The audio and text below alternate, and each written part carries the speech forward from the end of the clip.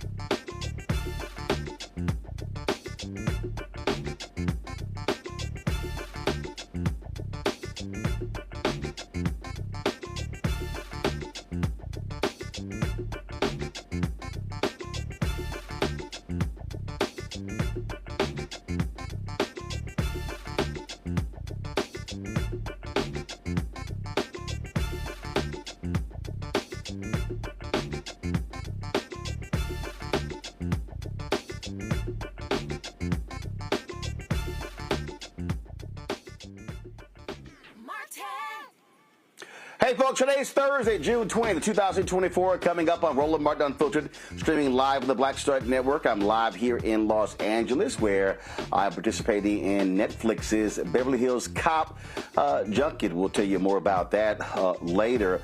Color Change is launching an initiative against Goldman Sachs and other groups that are funding what they call Neo-Segregationists. We'll talk with their leader, Rashad Robinson, about this effort. Also, a reporter finds a file regarding some revealing information regarding donors of Senator Ted Cruz. He posted on Twitter. So why is Elon Musk blocking that information from going out to the public? We'll talk with that reporter. Also, Louisiana becomes the first state to require the 10 Commandments to be posted in all of its school classrooms. That likely is going to violate the United States Constitution. Also, folks, on the show, we'll talk about the latest in the political campaign as things get geared up for the November election. Lots to discuss. It is time to bring the funk. I'm Roland Martin Unfiltered on the Black Star Network. Let's go. He's got it. Whatever the miss, he's on it. Whatever it is, he's got the scoop, the fact, the find. And when it breaks, he's right on time and it's rolling. Best believe he's knowing. Putting it down from sports to news to politics. With entertainment just for kicks, he's rolling. It's on Go, roll, roll, y'all. It's Roland Martin, yeah. Rolling with Roland now. He's funky, he's fresh, he's real, the best, you know he's Roland Martin now.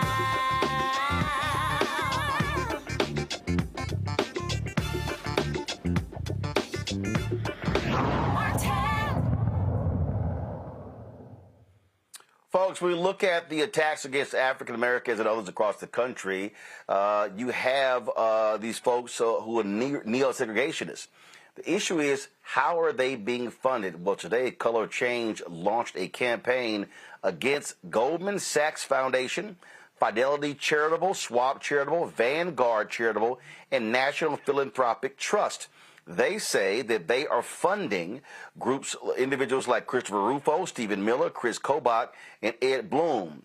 Color Change says they've received some $24.5 million from these groups in the last several years. Joining us right now is Rashad Robinson, who is the president of Color Change. Rashad, glad to have you here. So, Rashad, walk us through this. And so, how are they funding these hardcore right-wing neo-segregationists who are attacking a number of programs that specifically benefit African Americans and others? Thanks for having me, Roland. So basically, we've been working with researchers and others for quite some time, really looking into how these folks, as well as other white nationalists and other white nationalist sympathizers, are getting their money. And what we've been able to identify is that, at these institutions, Goldman, which you named, Fidelity, Vanguard, National Philanthropic Trust, they host things called donor advised funds, these funds where people put their money in, and they're able to move it without a lot of sort of fanfare behind the scenes, oftentimes getting 501c3 write-offs, tax benefits for giving this money, and not a lot of transparency. And so money goes to these places. Goldman employees are sometimes given matches for putting money into these donor advised funds, meaning they put money in and then the company puts money behind their money, doubling or tripling those donations. And what we've watched over time as a result is now you have this well-organized, well-financed, sort of secretive, program of funding the very people who are attacking us. Meanwhile, when Goldman or these other companies say they're supporting us or supporting black-owned companies, they launch big press releases. And then when they come under attack, they slowly and quietly pull back that money, all while giving money to the institutions funding us. It is the kind of ultimate trick bag that we're being put in. And I think it's really important that we hold these institutions accountable, that we highlight this, that we raise it with employees, but most importantly, we raise it with people who are putting their money in, that we're not going to let them do this in silence.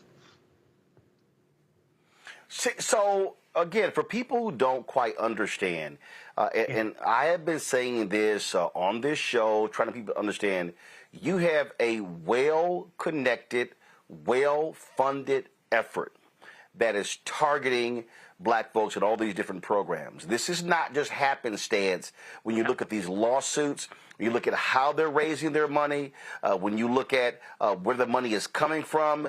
You have folks with significant positions who are doing this, and they are specifically attacking programs that help African Americans. None of these people are working for free, Roland. And so part of, what I've always looked at, and you know this because we've come on and we've talked about this stuff for years, is that you always do have to follow the money because the infrastructure is being supported. I mean, they're going after our money, right, in some ways. They're going after the supports in the infrastructure. The attack on the Fearless Fund is an attack on a piece of infrastructure that is trying to make it create economic opportunity for black women, right? And so they're not doing this without resources and with support. And some of the same people in the institutions that say that they love us, that say that Black Lives Matter, that pledged all sorts of money and support, have now sort of turned around and are now moving money to our very opponents. And it may seem like they're playing both sides, but they're actually not. It's been $24.5 million that we've been able to sort of identify that it's gone to neo-segregationists and related groups just from these sort of four sort of charitable trust. When we get on the phone with, let's say, a Goldman Sachs, something they'll say to us is like, oh, we know that some of our money went to Ed Blum or Stephen Miller or Chris Kobach. We know that some of our money went there, but we also donated money to black women.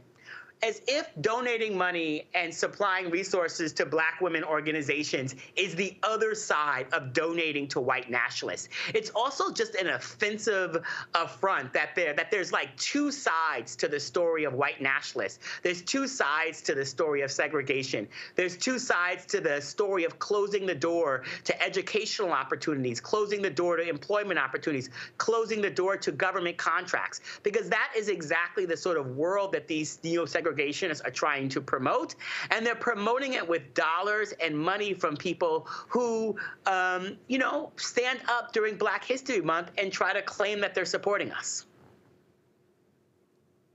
Well, and when you talk about Goldman Sachs, and so they announced this, big fund helping black women, but that's the very type of programs that Ed Blum is trying to get rid of by suing.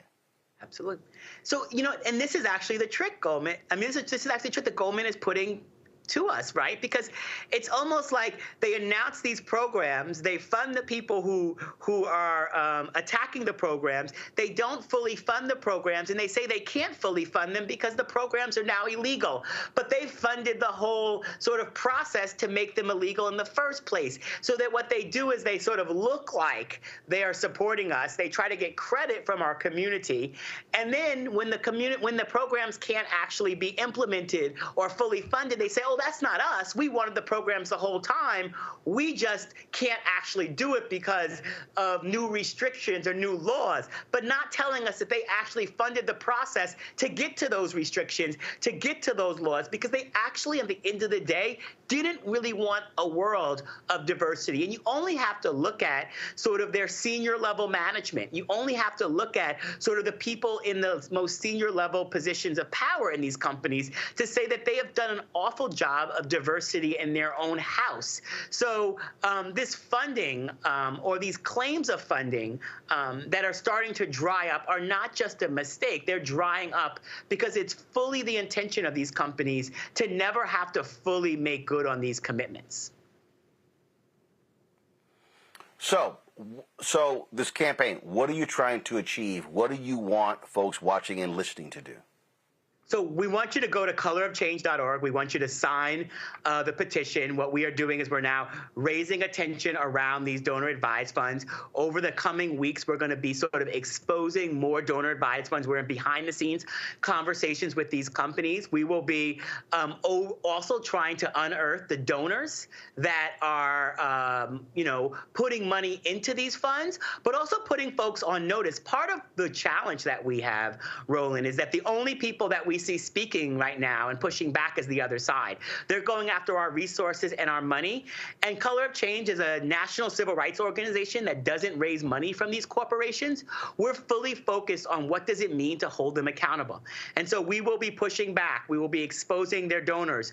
We'll be engaging with attorneys generals in states because some of these companies made really big statements in 2020 about the money they were giving to Black equity and Black equality, and didn't make good on some of those commitments. But when making those commitments, they got all sorts of stock bumps. They got all sorts of publicity, and they didn't make good on their fiduciary responsibility to actually deliver on those commitments that they made public. So part of this strategy is really shining a light and shedding a light. It is making sure that there are a lot of people who have their money inside of donor-advised funds at Goldman and Fidelity and Vanguard. And we've seen this over the years. After it was exposed that a number of the people, the donor-advised funds at Fidelity, were funding groups that were involved in Charlottesville in 2017 and other sort of white nationalists. We launched a campaign and engaged to get people to move their money if Fidelity didn't change their behavior. We know some of these donor-advised funds have changed some of the relationships they've had to funding things like guns and other things. So we know they can make changes when pressured and when pushed. And now is an opportunity because the world is changing, and the question is what side are they going to be on? And we cannot, expect these companies to do the right thing if we don't demand it. But also, I think what has to happen is we as Black folks have got to stop excusing people under the guise of, let them secure the bag. and I guarantee you, some people are going to say, Rashad, look, I hear what you're saying, but, they're doing some good things with some brothers and sisters. They're funding some organizations. They're cutting some checks. And so, you know what? Y'all really shouldn't go after these folks. That literally is a mindset that we see in our community a lot. Well, as Black people, we have to see ourselves as powerful in these conversations. We have to demand what we deserve and be unafraid to demand what we deserve. Right now, we are watching the Jewish community take no prisoners on the issues that they believe impacts their communities. We've watched LGBT communities hold companies accountable and take no prisoners when it comes to issues and investment. And we cannot actually have companies speak out of both sides out of their mouth to us. You actually get treated the way you demand people to treat you. And that has been part of the conversation, right? They do need our communities. They do need to invest in our communities. We are here and we have resources. But along the way, this is not about us sort of thanking them and appreciating them. This is about us consistently demanding more because along the way, we deserve more. And that has actually been part of the conversation. And so we shouldn't think about this as like, what is the floor? But we actually have to really look at what is the ceiling and continue to sort of focus on the ceiling. And so I actually do hope that the campaign that we are running and we are pushing does unlock more opportunities and more resources for Black women, for Black entrepreneurs, for Black men entrepreneurs, for Black young people, for the range of our community who deserves a fair shot at equity. And at the same time, we can say that you can't come for our money by day and take away our opportunity for advancement and education and jobs and equity by night. You can't say that you're investing in us 1 minute and get awards on our stages and then turn around and give money to the very people that are trying to turn us backwards, trying to close the doors to opportunity. And that, I think, is incredibly important because these projects that they say they fund have opportunities to bring us forward. But they are funding so many things right now that have so much potential to drag us in the past, and we can't turn a blind eye to it just because we think there's some sort of bag at the other end. Because what we've known and what we've seen over the years is that black capitalism alone will not save us. That the rules are so often designed, are so often set up to put us in harm's way, and if we don't change the rules, and if we don't hold the rule makers accountable, and if we don't do the work to make sure that we are also the rule makers over time, then that's not actually the work of civil rights and racial justice.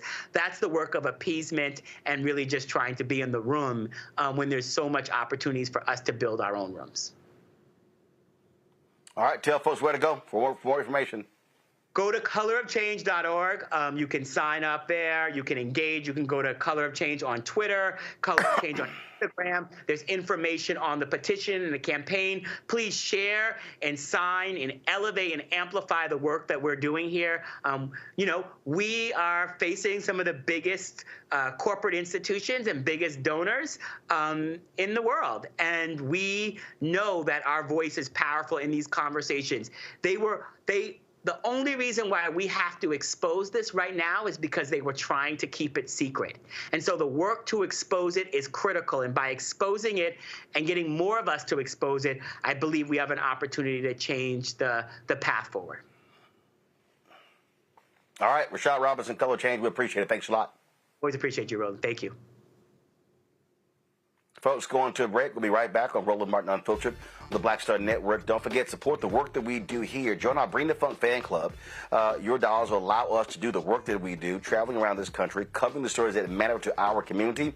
You can send your check and money order to P.O. Box 57196, Washington, D.C., 20037-0196. Cash App, $RM Unfiltered, PayPal, R Martin Unfiltered.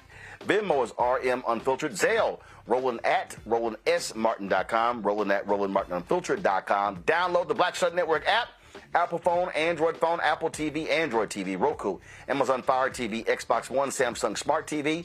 We'll be right back. We are the culture. We blaze trails. We define our future. We are the heart and soul of America. This Juneteenth, we celebrate freedom. Freedom to live, breathe, play, choose, marry, and vote. We are one America. And with Joe Biden and Kamala Harris, we're ready to face the future. Together, we can't stop now. I'm Joe Biden, and I approve this message. Hello, my brothers and sisters. This is Bishop William J. Barber II, co-chair of the Poor People's Campaign, a national call for a moral revival, and president of Repairs of the Breach. And I'm calling on you to get everybody you know to join us on Saturday, June 29th at 10 o'clock a.m. in Washington, D.C. on Pennsylvania and 3rd for the Mass Poor People's Low-Wage Workers Assembly and Moral March on Washington and to the polls, and the post effort to reach 15 million poor and low-wage infrequent voters who, if they vote, can change the outcome of our politics in this country. Our goal is to center the desires and the political policy agenda of poor and low-wage persons, along with moral religious leaders and advocates.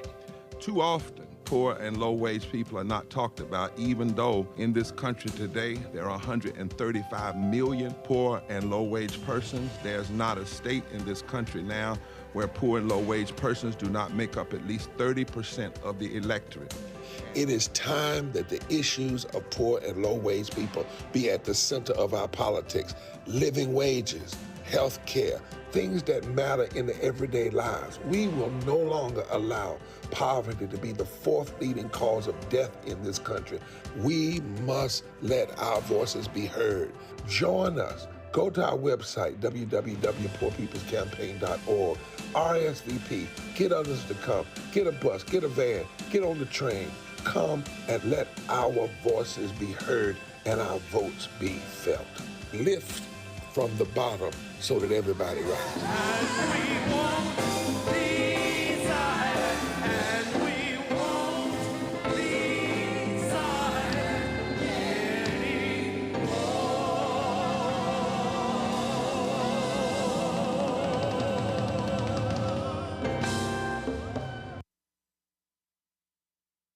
Smith, creator and executive producer of the Proud Family, Louder and Prouder. And you're watching Roland Martin Unfiltered.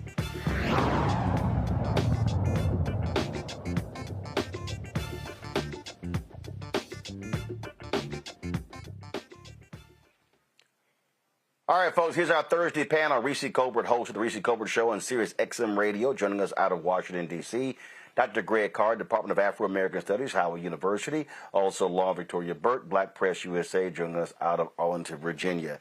I have said consistently, Reese, that we have got to be on the offensive as opposed to being on the defensive. When you look at these groups out here, what they are doing, how they're targeting African Americans, I have said that I think too many of our civil rights organizations are nice and comfortable because, frankly, a lot of them get corporate donations.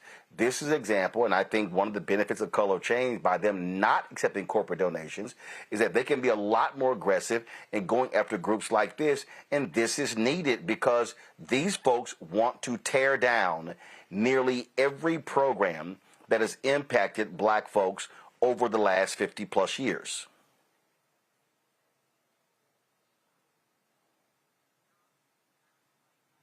A lot of times Ed Bloom Reese, is... we can't hear you.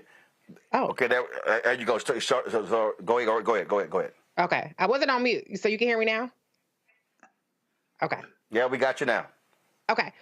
So what I was saying is that this boils down to infrastructure. And the reality is that people have kind of been characterized as rogue agents like Ed Bloom and others are actually well-funded organizations that have been funded by the likes of Goldman Sachs and others, as Mr. Rashad has pointed out. And so we absolutely do need people who can agitate without worrying about, how they're going to continue to fund their organization and the big infrastructure that they have. Individuals alone cannot beat systems. We need to have organizations and infrastructures of our own. And the reality is also that this isn't a matter of both sides or different sides. One side is humanity and the other side is determined to strip us of that. And look, we have to recognize exactly what these billionaires are trying to do. These people who smile at our face, they might give a donation to the UNCF or to some other group, but the bottom line is they're funding this. We got to recognize, Lauren, even when you look in politics, you got Steven Schwartzman, of course, who's over BlackRock. Well, guess what? BlackRock controls a lot of these pension funds, okay? The federal government pension fund. This guy's making billions of dollars, and he's using that money he makes from BlackRock to literally fund Republican politics. And so there are people who are invested in taking us out, and we've got to be willing to put these people out, name them publicly, show their names, show their faces, and put them on blast, and use the leverage of black folks, our leverage and influence, to try to change things. Yeah, I do think that what Rashad was talking about with regard to an informational campaign is very valuable. He was effectively talking about, in a way, email list building with the petition. There's nothing wrong with that because I think that does build awareness. But at the end of the day, I do think when we're talking about money, conversations around boycott and pulling certain money out, I think are a lot stronger than just awareness, because I think awareness can be a little bit overrated. We thought the same thing with regard to police brutality, that, of course, things being on video would make people more aware about police brutality. And it turns out that we're just seeing it on video now, and it continues, right? So I do think that we could learn a little bit from AIPAC and some of these other groups that are very effective at the money game, which is that they don't let the dollar bounce outside of their community, and they really fund other people in their community. And when you do that, you build wealth and you build power and you build the fear needed, because quite frankly, fear works. You build the fear needed to relay the message to others that you have the money to control the political game. So there is a huge lack of leadership right now. I actually think we have enough dollars in our community to create enough energy monetarily to do some of the things we want to do, but we just have to be more organized and more strategic. Well, but that's what they're trying to do here, Greg. They're trying to be organized. But here's why the information is important. I'm going to go back to Operation Breadbasket. What people today, the mistake that people make today is they immediately jump to boycotts, not realizing that actually boycotts was the last piece of it. What Operation Breadbasket did, first of all, it was created by Reverend Leon Sullivan in Philadelphia. He told Dr. King about it. King said, hey, come to Atlanta, present to SCLC. He did. They said, we're going to take this up. They renamed it Operation Breadbasket. He put Reverend Jackson over it in Chicago, and it went from there. But here's what they did. They started with information. They would go to the companies and make demands and say, okay, we want this information. The companies said, well, no, we're not going to give it to you. Then what they then did was they educated their congregations about the actions they were taking. Now, those companies that then listened to them and said, hey, you know what, we're going to do a deal. They signed a memorandum of understanding. They went forward. Now, the companies that resisted that, then they put up picket lines in select locations, ramp that up to bring them back to the table. So you can't start a boycott unless you organize people first. So you must provide education and information, then organize and mobilize them to get to that piece. The problem, I think, for so long is that you don't have the information. And folk just immediately jump off to it. And so now the question, and then also you begin to now build from that. Okay, so Color Change launches this. Okay, so now the next piece is, how do they now build through other organizations, bringing them on board, leveraging them sending information to the companies like, yo, we're going to move on you. To me, that's how we have to do it. Frankly, what we've done in the past, most recently, has failed because it wasn't organized. It has failed because it wasn't organized. Absolutely. Times have changed.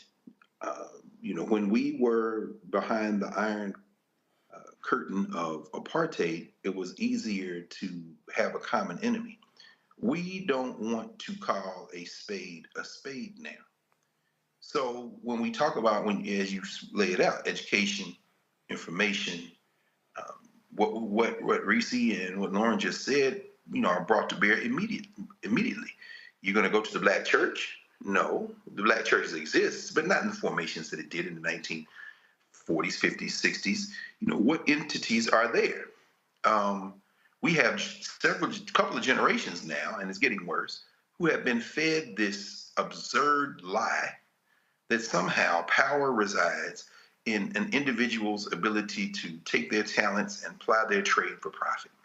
We saw two minstrels, Swiss Beat and Timberland, as you walked us through the other day, get in bed with an Afrikaner and celebrate that as black empowerment. It is so patently absurd that it shouldn't even rise to the level of commentary. However, we live in a society where our institutions have been eroded and assailed, and what they've been replaced with is the politics of imagery. So at first glance, a petition might seem harmless, but really what we're fighting now in a society that is so unmoored and loosed from institutional affiliations, we're fighting a war of images. We're fighting a war of imagery. We're fighting a war of reputation and word of mouth.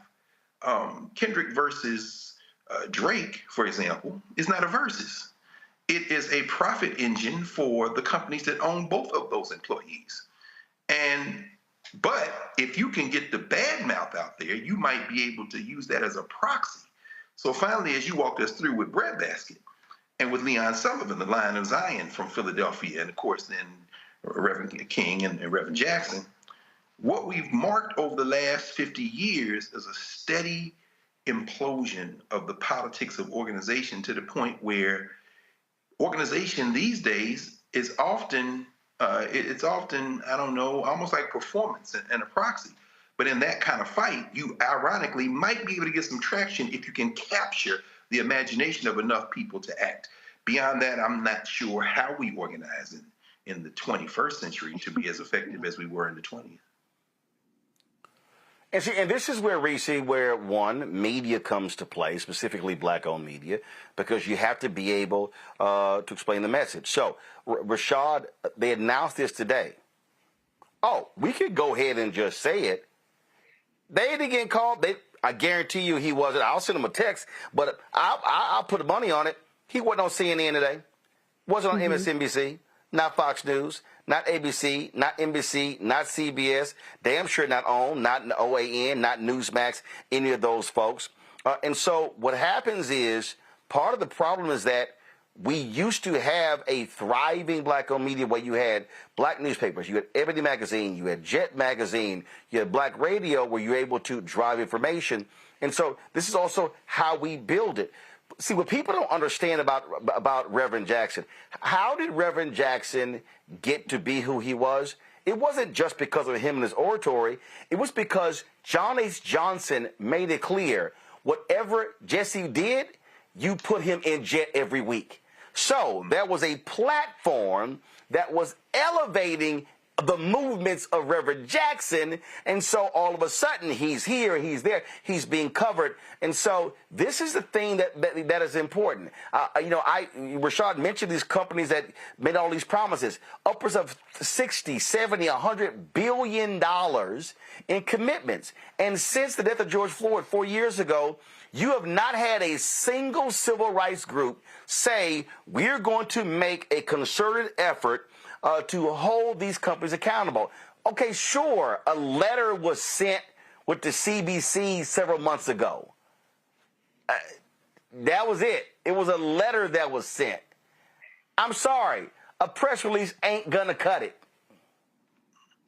Yeah, it's not. I mean, it's not, but who gonna check them? You know what I'm saying? At the end of the day, the organizations and the infrastructure to move the needle forward is few and far between. We do have black media, and that's why this is, the staple of black media in terms of coming to this show for a variety of causes, not just for organizations, but for individuals who are seeking some sort of redress and some sort of awareness beyond maybe what their local newspapers are. So I completely agree with you on that. But I also think that even as kneecapped as our black media is, we still move the needle in our communities more than any other mainstream outlet does. I mean, there was a report that came out a couple weeks ago or a week or so ago that said that black folks have a mistrust of the government. They have a mistrust of the media and a number of things. And so it still boils down to credibility. And as long as you're here, as long as we have black media, that's going to be the people that can do the most good in terms of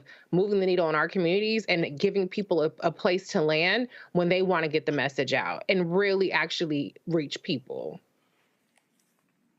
And the organizing, mobilizing part, Lauren, is crucial. Look, what Reverend Barber is doing with the Poor People's Campaign, we'll be broadcasting from Washington, D.C. on June 29th. They are all about the data. That is collecting data, driving people, driving numbers, and building that way. All too often, when these campaigns are announced, they pretty much amount to a press release. And I remember during the Congressional Black Caucus Foundation, AOC, that was sort of this emergency meeting that was called to deal with the issue of wealth creation in Black America and what happened with Ed Blum and stuff. And so, Congressman Stephen Horsford and others called this meeting. And so, all of a sudden it's a private meeting, but when you walk in, it's like 70 plus people in this room. That was what CBCF was in September. Yeah, I remember. I was there. It's June. I was in that meeting. It's June. Here's the deal. It's June. Has there been any follow-up? Nope. In fact, several of the key people who presented in that room, including the Black Economic Alliance, I've been trying to get them on the show since then. Nothing. And I'm like, so for me, I'm tired of people making announcements and they don't follow up. So I appreciate that what Rashad just said is how they're going to build this, because really Black America has been failed by meetings and gatherings that result in another meeting or gathering being planned and nothing following up after that. Yeah, I remember that meeting you're talking about, Roland. I was, in the room for that. But back to what Dr. Carr said, activism has been replaced by optics and minstrelsy. I am not convinced that a bunch of strategic conversation is needed to make an impact. With the level of influence that Black people have on social media and with the media that we do have. I mean, when you see something like, I think the group was called Michigan for All in Michigan, where they said, okay, everybody, let's just vote uncommitted in the primary. And then they got 100,000 people that voted uncommitted. I mean, they were willing to stand on that moment of protest that got a ton of media. And of course, it scares. No, but Lauren, you're making a mistake, Lauren. Lauren, that was Lauren, that was organized. That wasn't just, hey, vote uncommitted. That actually, no, that's not true. That's not true. No, Lauren, that's not true. Remember. How long did they organize that? No, Lauren. When was the Michigan primary? How long did they take to organize that, Roland? What I'm telling you is that was being organized over a period of 3 to 4 months. Remember, that same effort was happening in other states. And when it got to Michigan, you had local groups, you had Muslims, local organizations. That was actually being organized. That wasn't by happenstance, which is my point here. The only way we're going to move the needle is you have to have data. You have to have information, because you must empower the people to even know what the hell they're protesting. Well, I think too often we've had protests and folks don't even know what they're doing. So a 90-day, so it took them 3 months to get 100,000 people to vote uncommitted, which is really kind of unprecedented in a primary. That's a pretty short period of organization. That's pretty impressive. I'm just saying that we as African Americans have more power and influence than I think we give ourselves credit for. We do show up, we do participate, and we do have a history of being involved. And when we strategically become involved, even with a short amount of time of strategic conversation, we get a lot of attention when we do that. And so, but I do think what Greg said. But you just used the key word, strategically. Yeah. Strategically, the root word of strategically is strategy. It can't be enough. I'm just going to use a perfect example. Why did the Colin Kaepernick protest, or whatever you want to call it, why was it an abysmal failure? Wasn't organized. It was an idea. It wasn't organized. It was just kind of like, okay, well, in this city we're going to do something, in this city we're going to do something, and then it was kind of like, well, it kind of fizzled out because it wasn't organized. There was no strategy. It wasn't strategic. And so I think that is what is needed. There has to be a strategy behind an effort in order for it to actually be effective. If you come in with no strategy, this is what Goldman Sachs is going to be. Yeah, okay, all right, we'll give you a meeting, but we know this ain't going nowhere. But trust me, if they realize it's a strategy, that's a different conversation, Lauren. So the strategy is to list build off of a petition? No, the strategy, first of all, is you have to, the first thing you got to do is you have to make people aware of the issue. That's first. 2, provide them with the information of who the target is.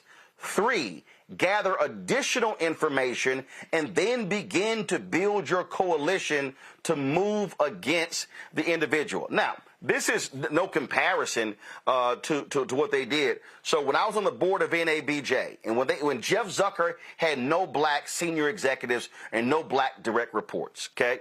So NABJ, fine, we sitting here, okay, want to meet with them, and then CNN is like, yeah, we'll meet with the board, we're not going to meet with Roland is included. Okay, we knew what the hell that was all about.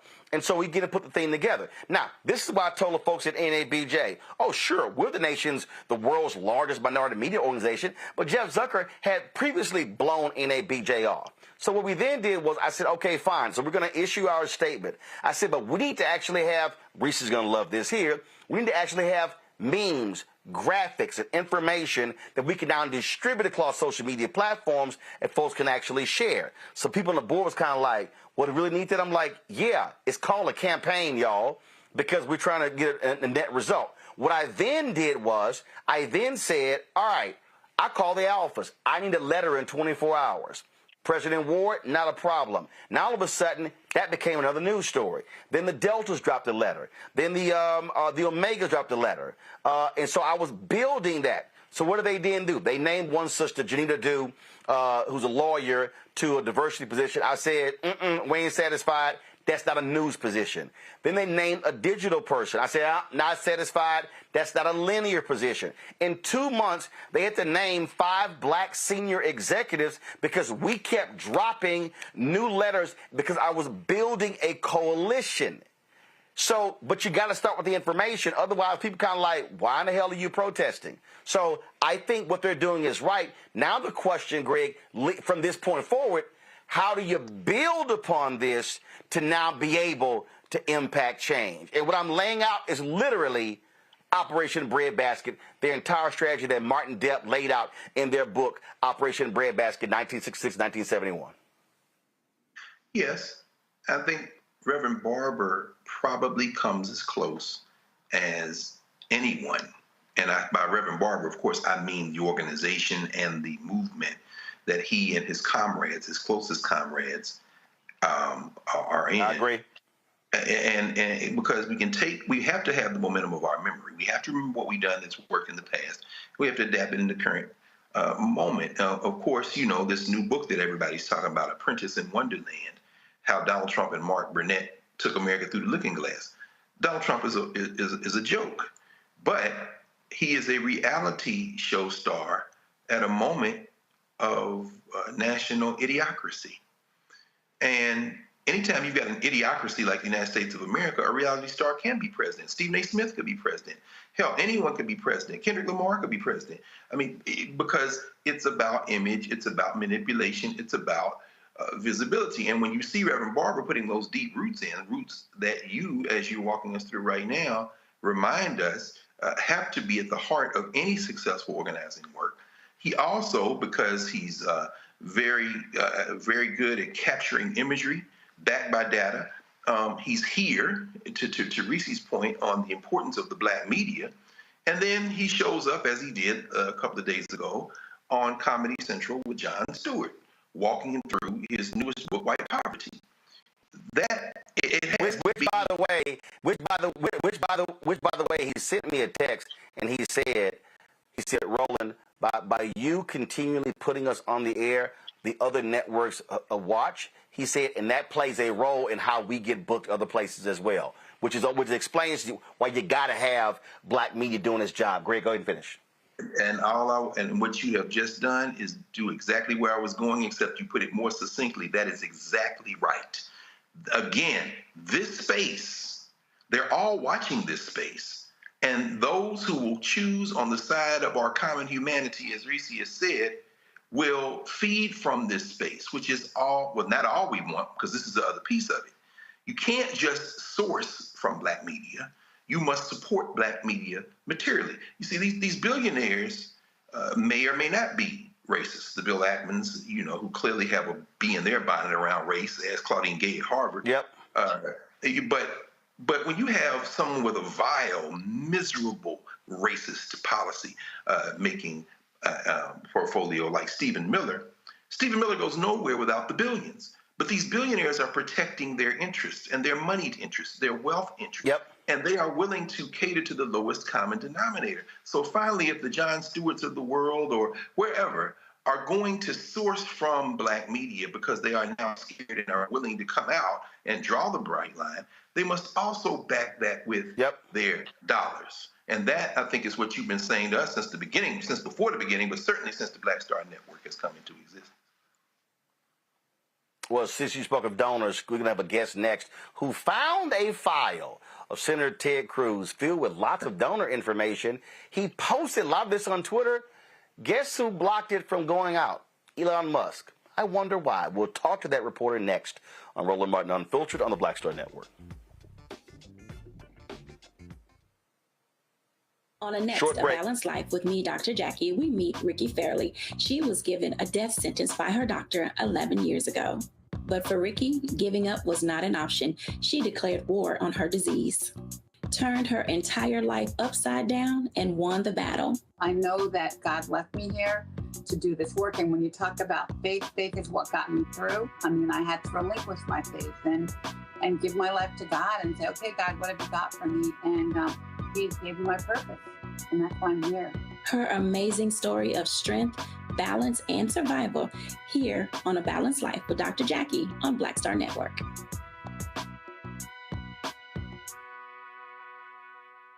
Me, Sherry Shepard, and you know what you're watching, Roland Martin Unfiltered.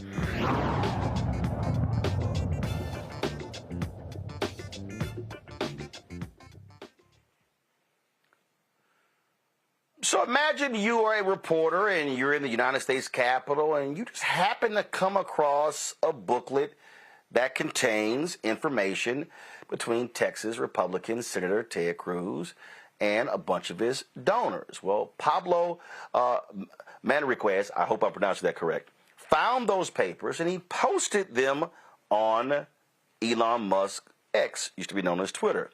But guess what? Elon's folks deleted his thread. No explanation as to why. Now, they'll let these white supremacists run their mouths with all kind of different stuff, but they deleted his information.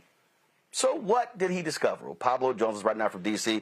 Pablo, glad to have you here. First of all, how to pronounce your last name? Did I get it correct? You got it. It's Manriquez. Manriquez is, it depends on kind of like where you're from, but basically the consonants are the same. All right, Manriquez. So we'll go with that. All right, Pablo. So what did you discover? First of all, before we get to that, what happened? How did you find it? Because folks tried to, you like it was something nefarious. No, that's not what happened. No, not at all. So what happened was I went to the Capitol on Tuesday, and there was a vote. The last votes of the day typically involve the senators coming from their offices in the exterior office buildings to the Capitol building itself, vote, and then leave, right? But we still had a little bit of time before the vote, so I go down to the Senate refectory, which is sort of like an unmanned bodega where you can get a snack, where you can get sodas, where you get that kind of thing. But, and they have security cameras in the refectory. So I'm going around looking for this soda that they didn't have. It was like a sugar-free orange soda that I liked. When I look down, what do I see? But this folder right here. And this folder, which as you can see says United States Senate on it. Now, I'm an artist. I'm in my art studio right now. I was thinking to myself, man, I might be able to use this. So I pick up the folder, free folder, and I open it up. And what do I find? But 16 pages of briefing documents to Senator Ted Cruz, like literally to Senator Ted Cruz. And what these briefing documents are is preparation for the senator, something he can quickly read before meeting with political donors, right?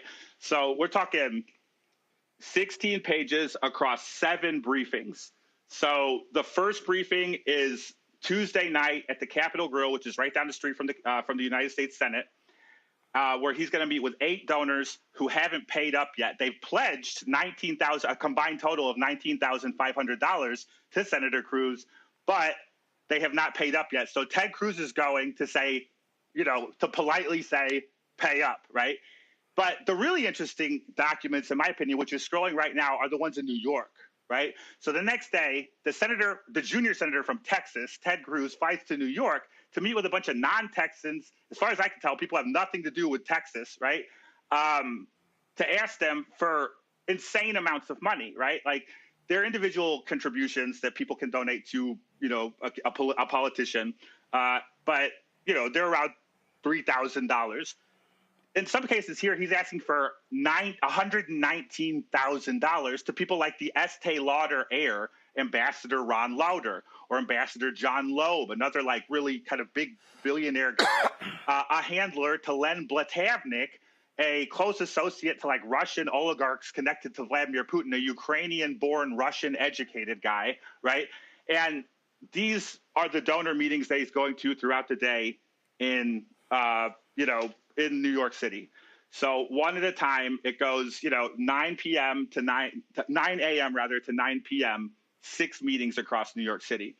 So I take I knew immediately what I had. These are briefing documents. I've been around the Beltway. I've been around the swamp for a long time. I know what a briefing document looks like. So I take them upstairs to the press gallery where Steve Dennis from Bloomberg, Daniela Diaz from Politico, and Jordan Carnes are sitting.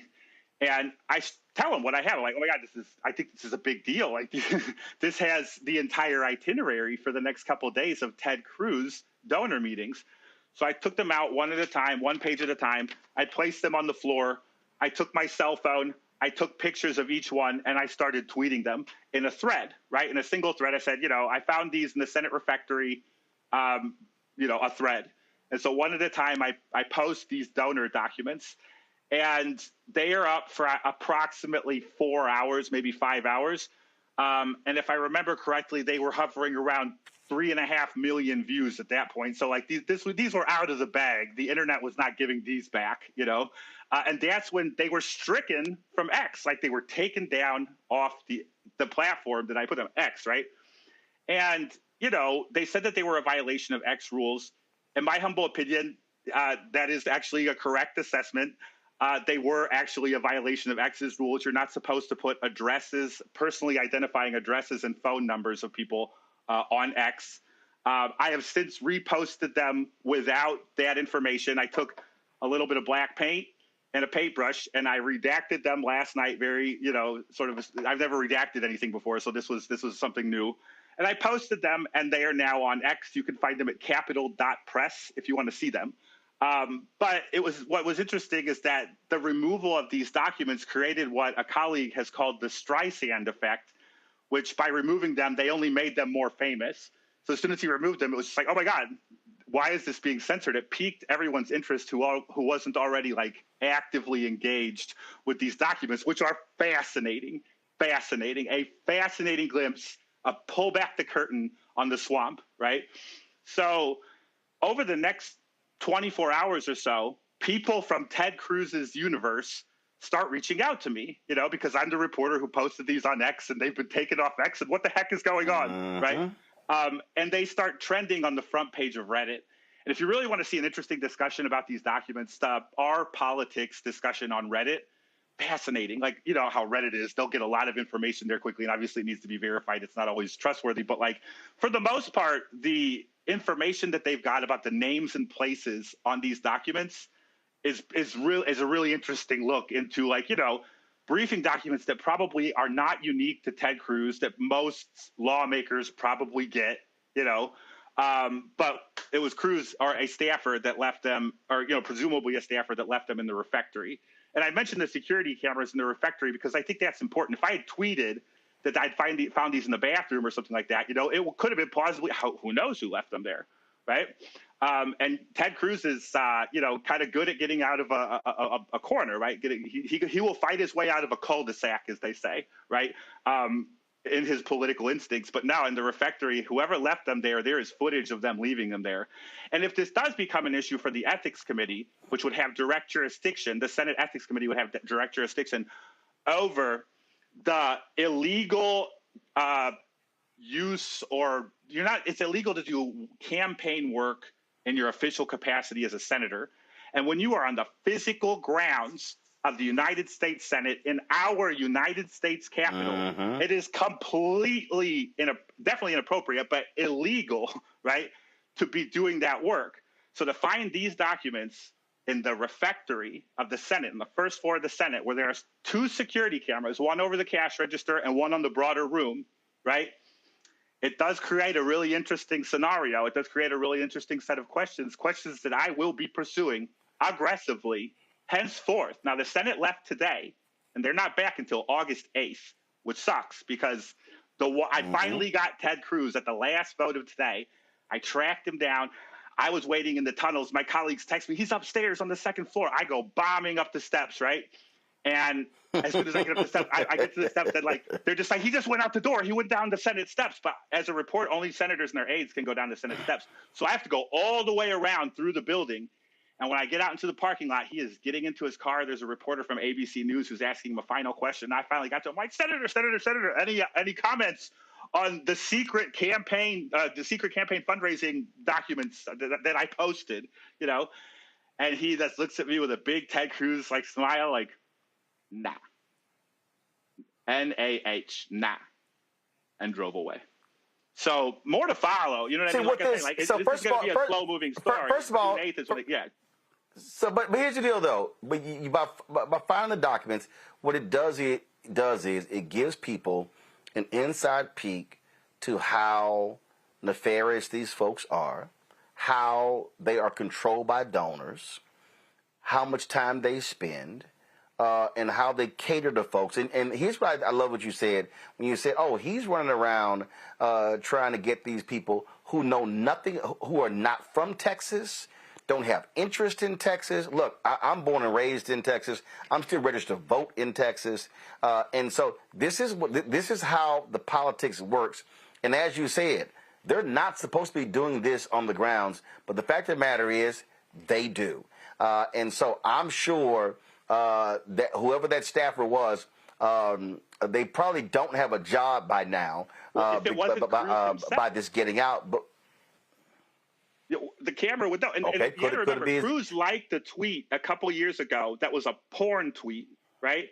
Like, and he blamed it on a staffer. He was like, "Oh, that was just a staffer using my Twitter account," right?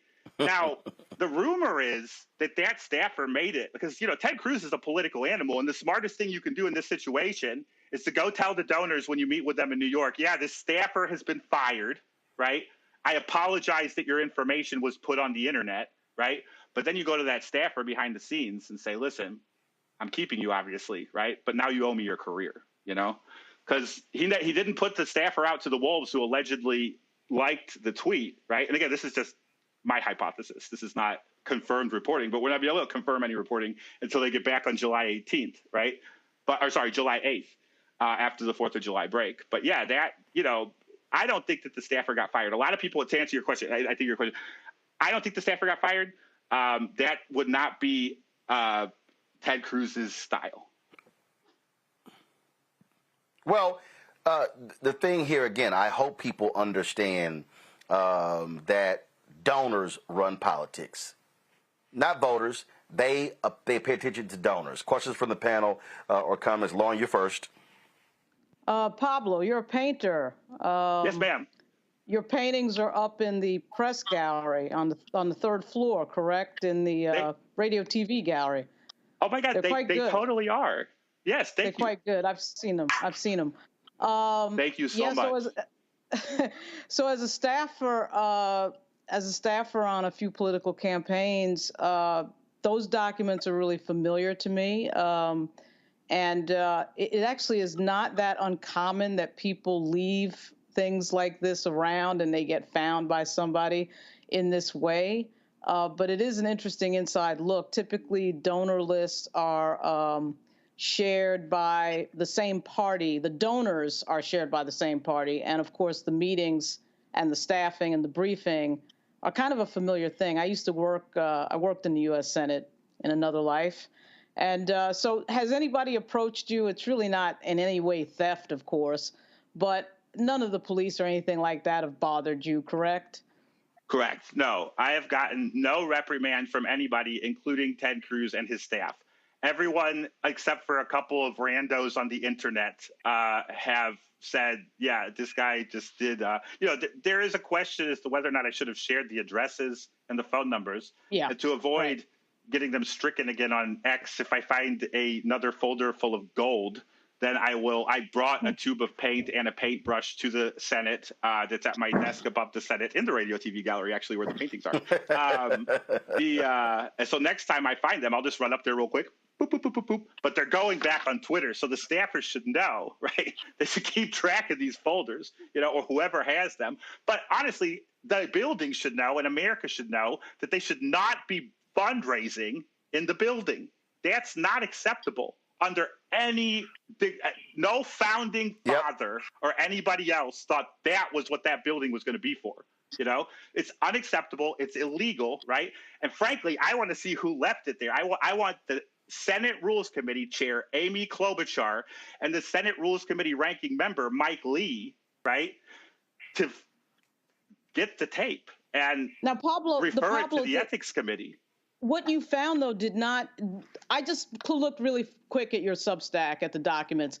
Did one of the briefings indicate that a meeting, a fundraising meeting, was going to be in the U.S. Capitol? Or was it just that you found the documents that makes you think that, because in fact, a staffer can carry the documents in, but you're correct, they cannot fundraise in the U.S. Capitol. So did one of the briefings, was a briefing to take place in the U.S. Capitol?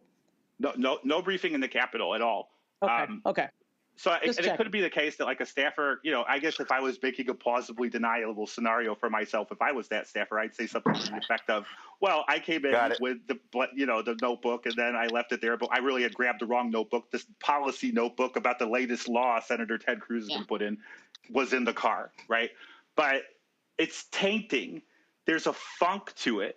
And I think that people get that, and no one is going to believe that it's not happening in the building when a folder that says United States Senate, not Ted Cruz for Texas, but United States Senate on it, is full of these documents. Right. You know what I mean? That's my thought.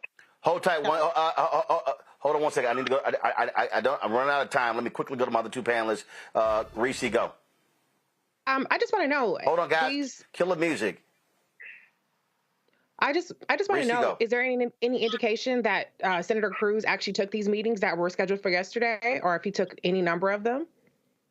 I was not able to ask that question today because I got him getting into the car, but I am looking forward to asking those questions when he returns on July 8th. No, to answer your question, not yet. He has not admitted to the meetings, and the people who he was supposed to have met with have not confirmed them. Greg Carr? Thank you, Roland, and thank you, Mr. Rodriguez. We know that dialing for dollars is how everybody gets elected these days. It's been very insightful to hear reporters talk about this.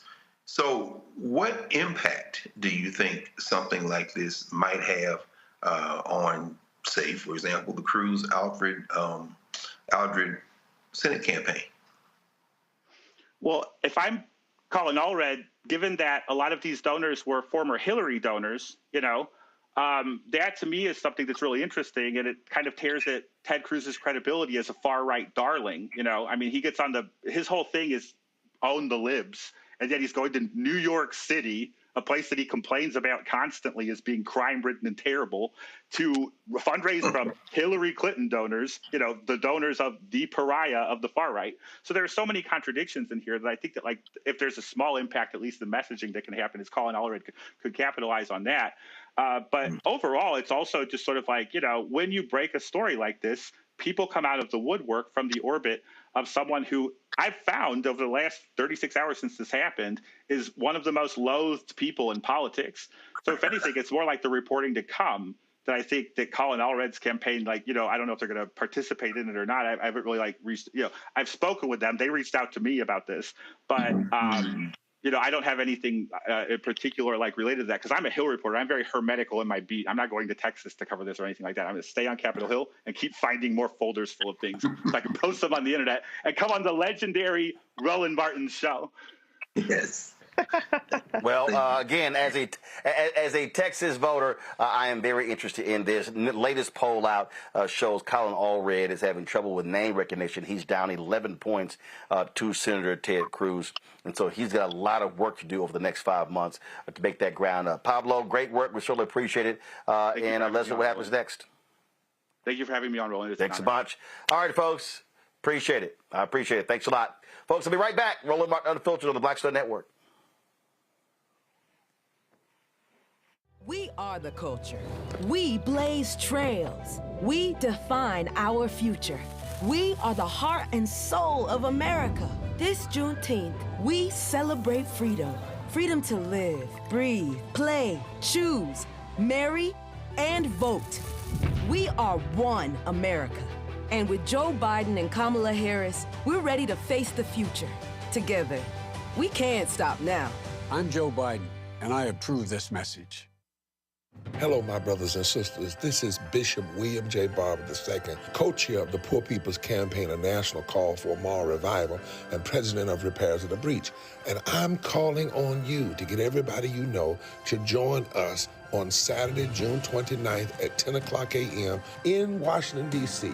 on Pennsylvania and 3rd for the mass poor people's low-wage workers assembly and moral march on Washington and to the polls, and the post effort to reach 15 million poor and low-wage infrequent voters who, if they vote, can change the outcome of our politics in this country.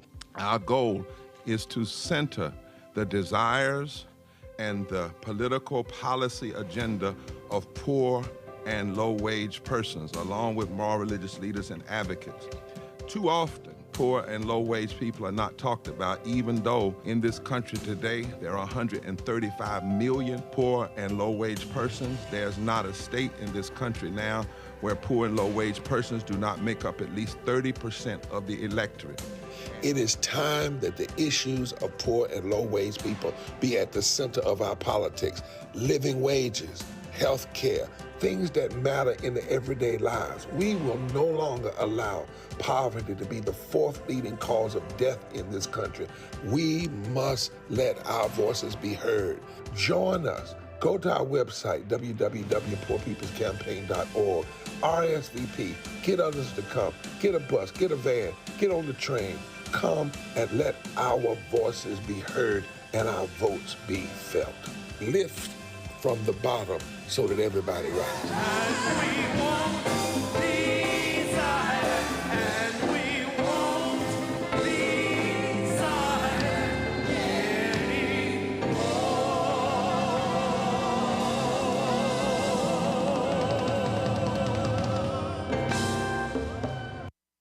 Farquhar, executive producer of Proud Family. You're watching Roland Martin Unfiltered.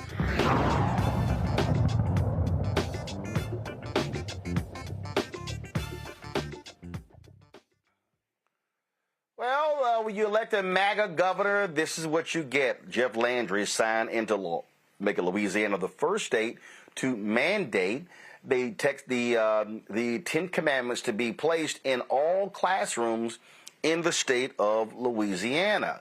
So he is so proud of this. They say that it needs to be in clear, legible fonts. Now, keep in mind, you do have a separation of church and state.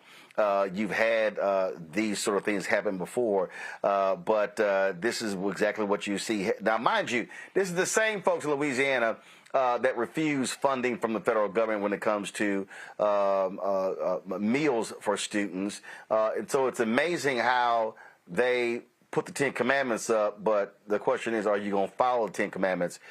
Several groups like the American Civil Liberties Union say the law violates separation of church and state in public buildings and would impact students' education and safety. Devon Ombres, the Senior Director of Courts and Legal Policy, the Center for American Progress, joins us right now. Devon, I think about this. Reminds me of when Roy Moore elected this massive monument, this 10 Commandments monument in the courthouse in Alabama, and he was ordered by federal judges to remove it. He lost. What's the difference between that and what Jeff Landry is trying to do here? There's a lot more different judges on the Supreme Court these days and Justice Alito is not afraid to let his ties to Christian nationalism fly just wide out in the open like his flags. And so the point there, what you have is by having these 6 conservative Supreme Court justices, what folks like Jeff Landry are banking on, that these individuals who they believe that Christians are being persecuted, they believe in religious liberty, they are making rulings that are allowing religious institutions to be able to do things in the public space that up until the last few years has never been allowed.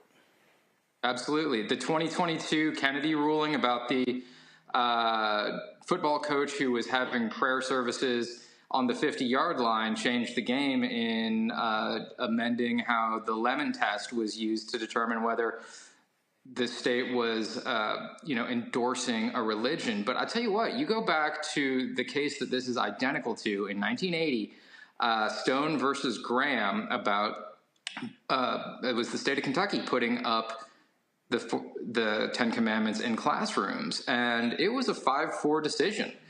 And the 4 dissenting justices said that there was a little sentence at the bottom that said this is part of a secular teaching about how the 10 Commandments have been used throughout American history. If you look at the actual bill language here, they put a couple of paragraphs that go up right alongside the 10 Commandments and discuss how the 10 Commandments have been used in public education throughout history. And I bet you dollars to donuts that this Supreme Court is willing to uphold that secular basis as a reason to allow these 10 Commandments to stay up in classrooms.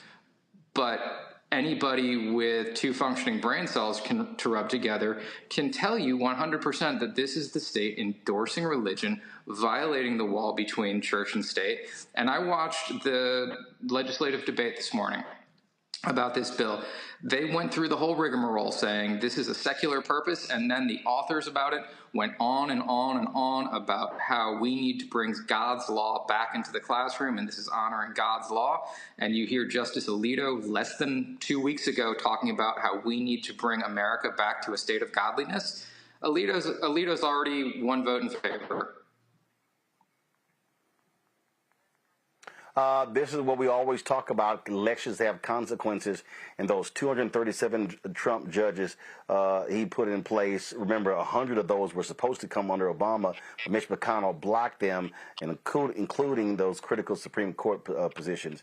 Go to my panel. Thoughts on this? Greg Carr, I'm going to start with you. Thank you, Roland, and thank you, Mr. Holmes. You really kind of hit at the heart of the question I have for you. Given that the Christian soldier Alito is clearly willing to earmark everything as secular for his kind of fascist Christian purposes. My question is, do you see him and those who are thinking like him now in the court wielding this cudgel of it's a tradition? We saw it in Brewer with the guns, we saw it with abortion, and we certainly see in some of the political and some of the statements that Landry has made, the idea that not only is it secular, but it's an American value being used as an argument to give them some support for doing Absolutely. what they probably And do you find it at all intriguing that every time history and tradition and textualism is used by these justices, it seems to be whatever the founders were thinking or whatever the words used at the time that they were written seem to comport exactly with what right-wing people are saying in 2024. Could have happened in 1789, could have happened in 1866 with the Reconstruction Amendments. Whatever they said comports with what Justice Sam Alito and what Justice Clarence Thomas seem to think. And I'll even go you with a 2024 because of what happened in Alexander, where the court basically legalized racial gerrymandering. They're giving the benefit of the doubt to these right-wing state legislatures saying they act in good faith. All they have to do at this point is say, we're acting in good faith. We mean it. We cross our hearts and hope to die. And the justices will say, that's good enough for me. Yes. Thank you. Yes. Reese. Yeah, can you talk a little bit about the white Christian nationalist agenda beyond just the religious aspect of things like this, the 10 Commandments? Because I do know that there are a lot of conservative, religious conservatives that are even Black that might look at this on its face and not believe that this is something that's problematic. But my belief is that this empowers a group of people that are very much ideologically opposed to even the idea of Black people and women having humanity and equal citizenship in this country. So can you just talk a little bit about, beyond this particular law, the agenda of groups behind this law? Yeah, absolutely. If you want to have some nightmare fuel, read Project 2025. These are the folks that are driving it, and they're unapologetically white Christian nationalists. We had back when I was on the Hill, we hosted the first hearing on the book bans about how this was driven by a white Christian nationalist agenda that are trying to get our multi-ethnic, our democracy down to the rule of white people again, like it was in 1789 when the Constitution was enacted. This is a rollback of rights of people of color, of immigrants, of LGBTQIA people, of everybody that does not prescribe to this white Christian nationalist theme. And it's a gospel of power. It's not a gospel of compassion. I grew up in a Catholic household and believe that, works lead to salvation, and they believe that power and saying a few words and holding something in your heart leads to salvation. They can do whatever they want, and if you oppose them, you need to be put down. It's scary as hell, quite frankly. Lauren? What was the case that you referred to, the 5-4 case that might be the setup to flip the establishment clause, which is pretty clear in the first... Yeah, it was Stone v. Graham. It was a per curiam case that overturned the Kentucky rule. I think it was 1980 or 1984. The year is leaving me. But Rehnquist wrote a dissent saying that because they put a sentence saying that the Ten Commandments are the basis of various aspects of American law and the founding, that it passes the smell test, and they needed to hold a whole hearing and debate whether that argument was meritorious. Because in the past they used a bunch of, they basically said, no, this is a violation of the separation of church and state and is a governmental endorsement of Judeo-Christian tradition that you're enforcing upon people. One sentence does not negate that. And it was 5-4, and they wanted to hold a whole hearing and debated on the merits. Now we have a much different makeup of the court, and they have 2 paragraphs expressing how the Ten Commandments were used throughout American public schooling history. But the difference that they cite to is the fact that the Ten Commandments were ensconced in textbooks where they were given a type of, actual substance to it, as opposed to just slapping 10 Commandments. Because there was one Louisiana school teacher who said, well, it said, thou shalt not engage in adultery, but we're prohibited by law from talking about any type of sexual activity with anybody under 8th grade. What if a student asks me about what adultery is? Will I get fired for explaining the 10 Commandments to them? Because that's a lawsuit waiting to happen. And the fact of the matter is, it's rage bait from the right. They want lawsuits. They want a big mess. That's how they gain power and gin up their base. And when you have Leonard Leo sitting here with $1 billion to lead all of this, this is exactly what you get. We appreciate it. Thanks so much. Keep up the good work. Thank you, sir. Appreciate it.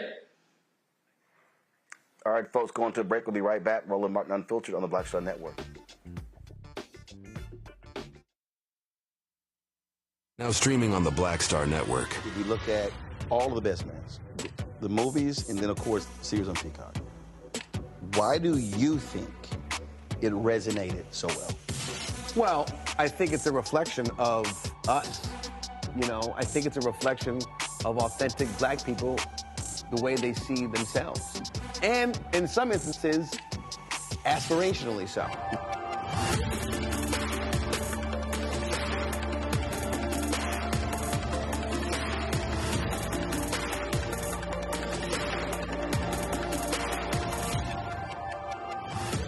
Next on the Black Table, a man Cornel West calls the greatest Democratic theorist of his generation.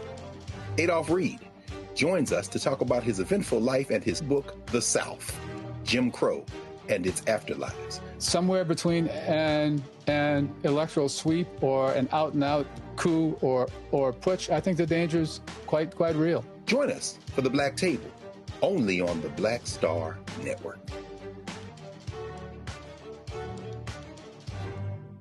Hey, what's up, y'all? I'm Devon Frank. I'm Dr. Robin B., pharmacist and fitness coach, and you're watching Roland Martin Unfiltered.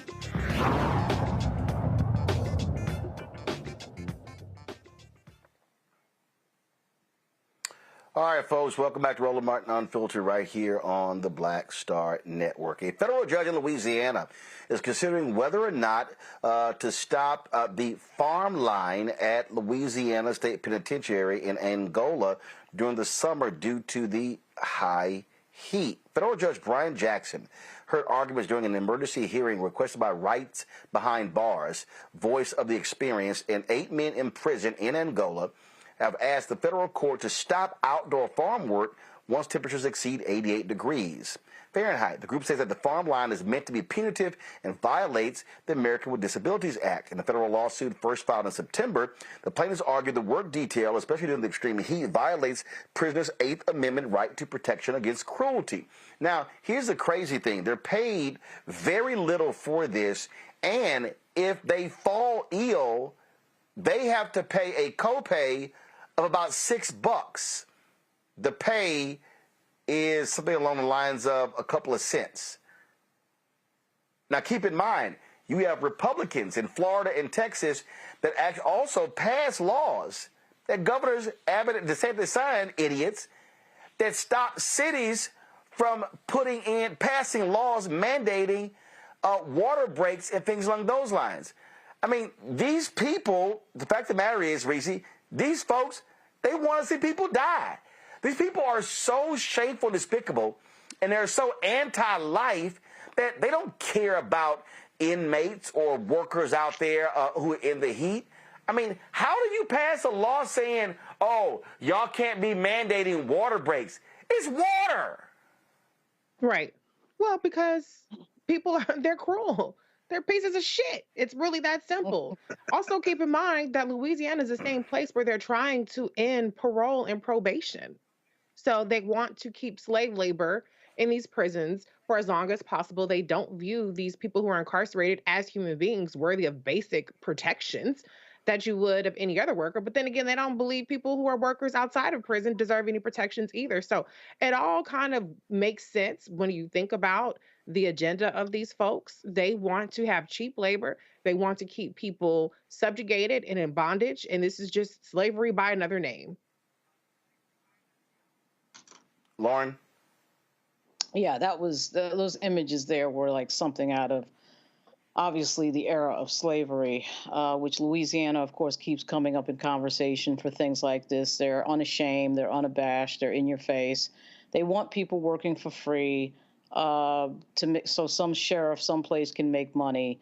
And whether it's the phone rates in some prison or this type of thing that nobody even wants to talk about, it's ridiculous. This is the type of thing that's not even on the agenda of our elected officials, which is actually pretty shocking because it is slavery by another name, and it's obvious that it is. We have a major problem in this country when it comes to leading the world in the rate of incarceration and pretending that that somehow is normal.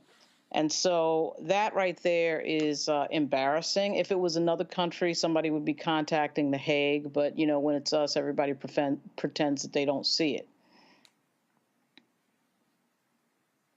These folks do not care about people. They are shameful, Greg, and they are who they are. They are evil. And for the people who stayed home in Louisiana, this is what you get. That is exactly right, Roland.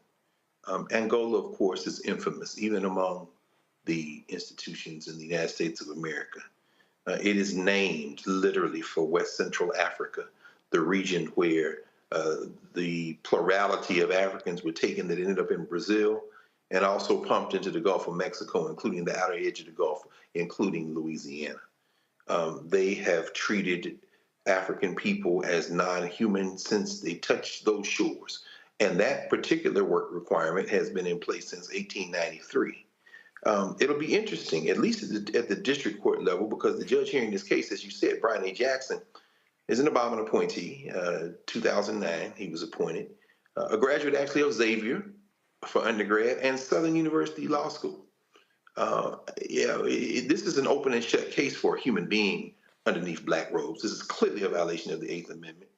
The question will be, as you have pointed out many times, given that Louisiana is in that infamous circuit, the Fifth Circuit, will be what happens on appeal. The cruelty, as Adam Sir has written, is the point. At some point, frankly, we're just going to have to fight these people. And that means fight with the vote. That means fight in the street. It means whatever tactic, and as Malcolm would say, by any means necessary to liberate ourselves, because they are very clear. They've been clear in Angola since they opened that prison, since it was literally a plantation on that prison site. They are against us. And so if we're not going to be against them, I don't know what the hell we're doing besides entertaining ourselves until they stuff us in one of those places. And for the people out there, again, who don't understand voting, I remember Louisiana also sent juveniles to Angola, and it was a democratically appointed federal judge who said, y'all got a week to get those kids out of Angola because it was cruel and unusual punishment.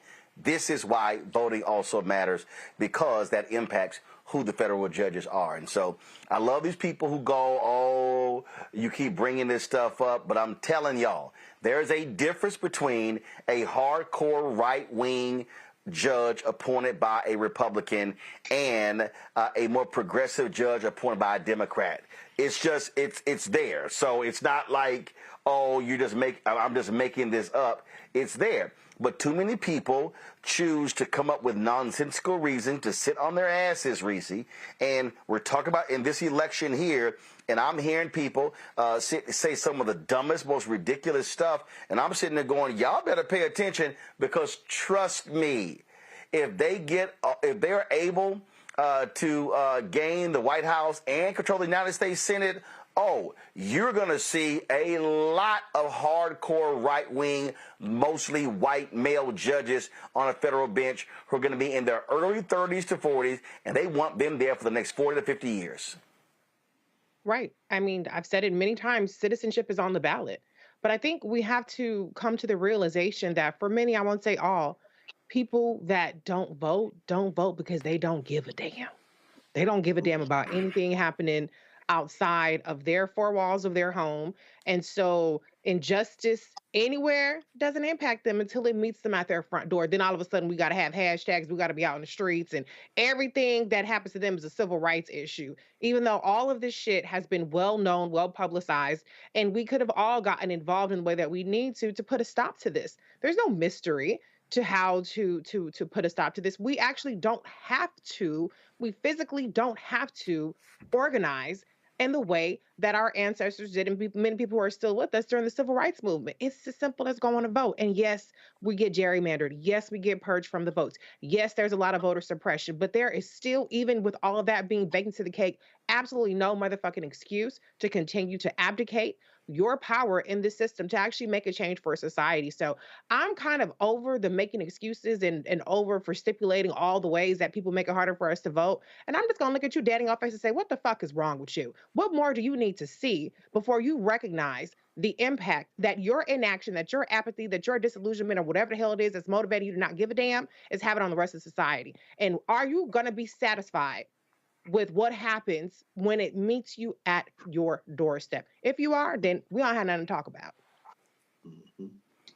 Also, another little thing here for the people who say, oh, Trump is no big deal, I'm going to go ahead and vote for him. Oh, I see some of y'all comments on Instagram. So, student loan debt relief. He said this at a rally in Wisconsin. What's going to happen if he gets in Oval Office again?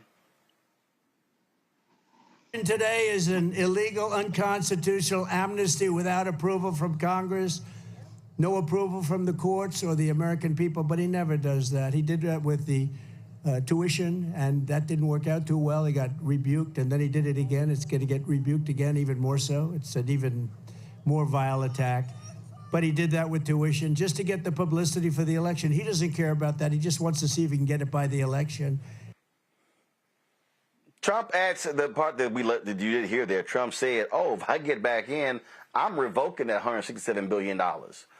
All those folks who are talking about they considering voting for Trump, okay, go right ahead and see what happens. They are going to revoke that money. Lauren? Yeah, I mean, obviously, for African Americans in this country, the better choice, certainly in this particular race, would be Joe Biden.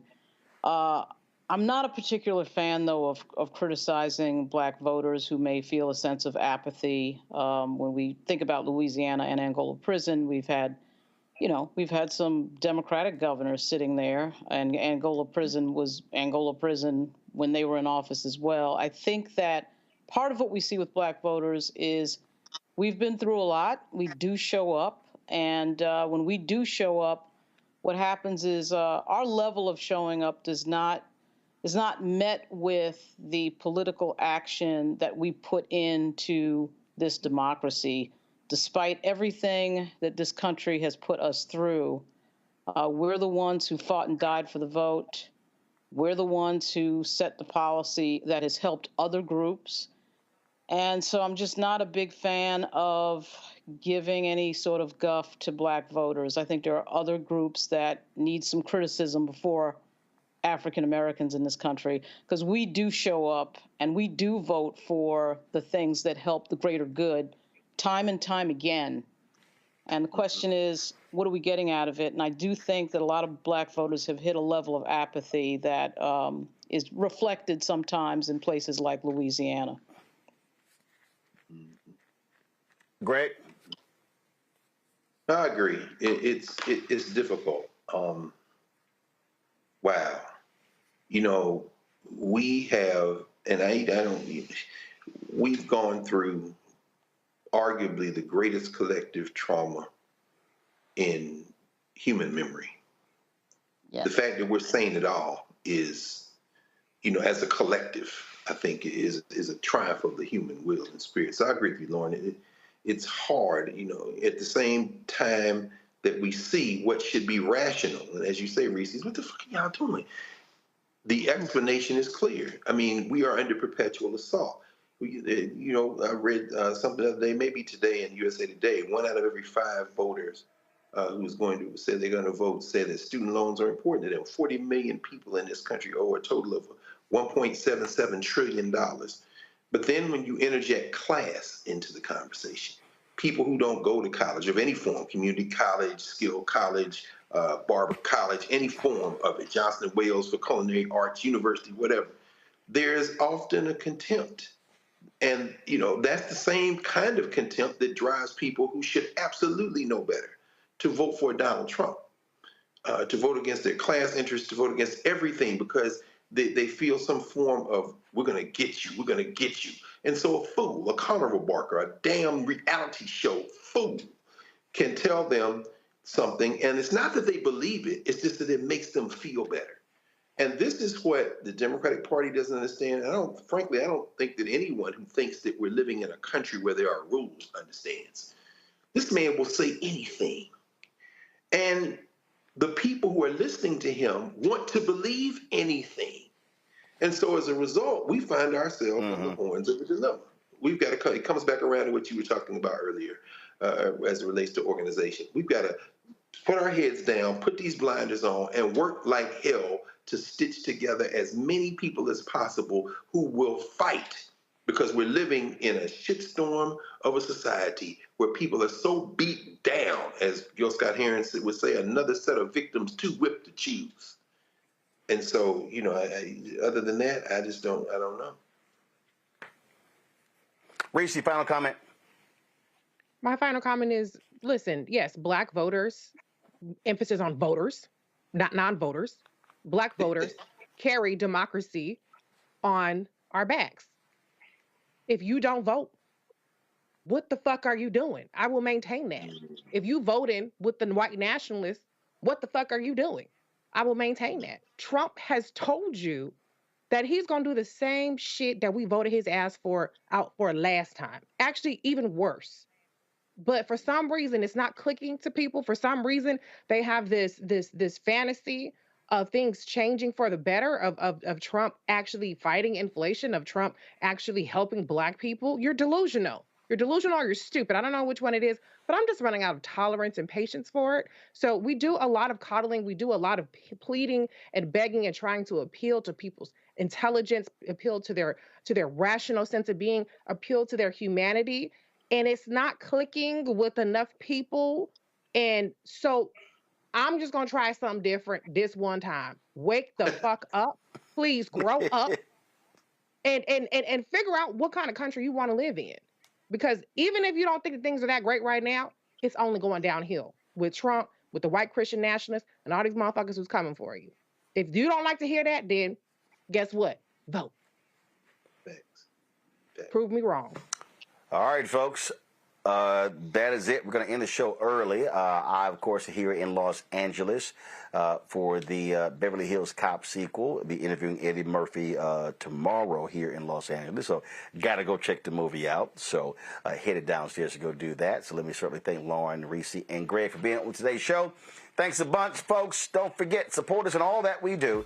You can join our Bring the Funk fan club by, of course, sending your check and money order to P.O. Box 57196, Washington, D.C., 20037-0196. Cash App, $ RM Unfiltered. PayPal, R Martin Unfiltered. Venmo is RM Unfiltered. Zelle, Roland at RolandSMartin.com, Roland at RolandMartinUnfiltered.com.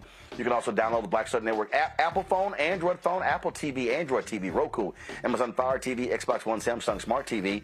Be sure to get a copy of my book, White Fear, How the Browning of America is Making White Folks Lose Their Minds, available at bookstores nationwide. Folks, that's it. Candace will be sitting in for me tomorrow because literally as soon as I finish doing the interviews, hopping right on a plane and fly back to Washington, D.C. So I will see you guys on Monday right here on Roland Martin Unfiltered on the Black Star Network. Holla! Folks, Black Star Network is here. Oh, no punches! I'm real revolutionary right now. Support this man, Black Media. He makes sure that our stories are told. Thank you for being the voice of Black America, Roland. Stay black. I love y'all. All momentum we have now, we have to keep this going. The video looks phenomenal. See, there's a difference between Black Star Network and black-owned media and something like CNN. You can't be black-owned media and be scared. It's time to be smart. Bring your eyeballs home. You dig? Pull up a chair. Take your seat. The Black Tape with me, Dr. Greg Carr, here on the Black Star Network. Every week, we'll take a deeper dive into the world we're living in. Join the conversation only on the Black Star Network. Hi, I'm Dr. Jackie Hood Martin, and I have a question for you. Ever feel as if your life is teetering and the weight and pressure of the world is consistently on your shoulders? Well, let me tell you, living a balanced life isn't easy. Join me each Tuesday on Black Star Network for a Balanced Life with Dr. Jackie. We're all impacted by the culture, whether we know it or not, from politics